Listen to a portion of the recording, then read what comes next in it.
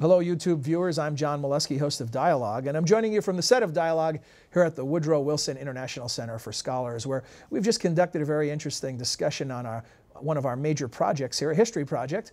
And our guests are Bernd Schaefer and Mircea Munteanu.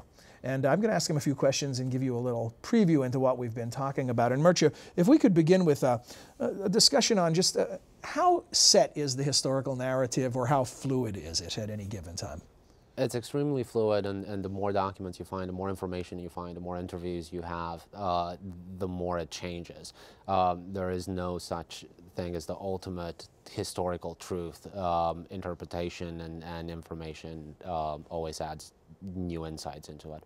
Now, this Cold War International History Project is the flagship project of our history and public policy program. Tell us a bit about the history of it. 20 years ago, it was established to bring out and disseminate for free to everyone interested some of the high-level policy documents of the former communist bloc, the type of Politburo discussions behind the scenes of the Soviet Union in terms of invading Afghanistan or building the Berlin Wall or retaliating or starting a nuclear war.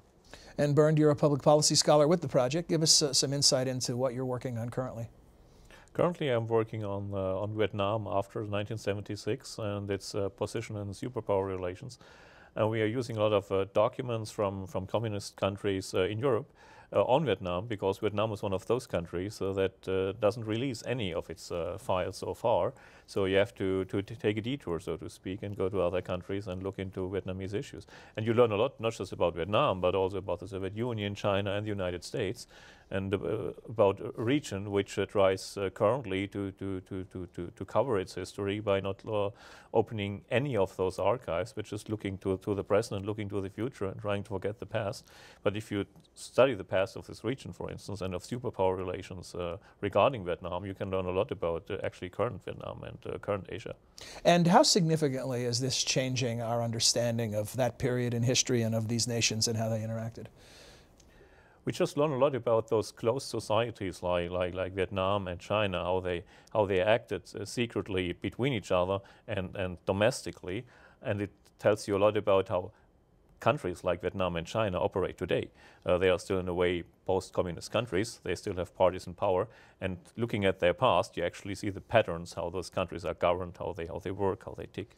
But is it changing your perceptions in dramatic ways, or is it just really adding nuance and more information to things that you already had recorded as a historian? It just shows you the depth of conflict, the real drama behind the scenes in those countries and between those countries. And there were a lot of bloody dramas going on, and it explains to you why those countries still remain closed, those societies still remain closed to a certain degree, because those countries and those communist leaders have experienced so much internal turmoil and turmoil between themselves that they are really very eager to keep a lot of things hidden from the public and try to maintain their power without getting out too much damaging information. Mircea, you were making a point in an earlier discussion about along these lines of adding this depth, that this is really about stories, and that's what makes it so compelling.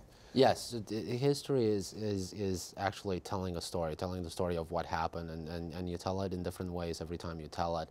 I was just thinking, as Bernd was talking about, a couple of examples to give your viewers, and we mentioned in the previous discussion the Cuban Missile Crisis. We knew in the Cuban Missile Crisis we came close to nuclear war. How close? We didn't know until 2002 during a conference that the project was involved in with a number of our partners, when we found out that the Russians had tactical nuclear weapons and the orders to use them in Cuba at the time. So any sort of invasion would have started a tactical nuclear release, which would then escalate into a full nuclear war.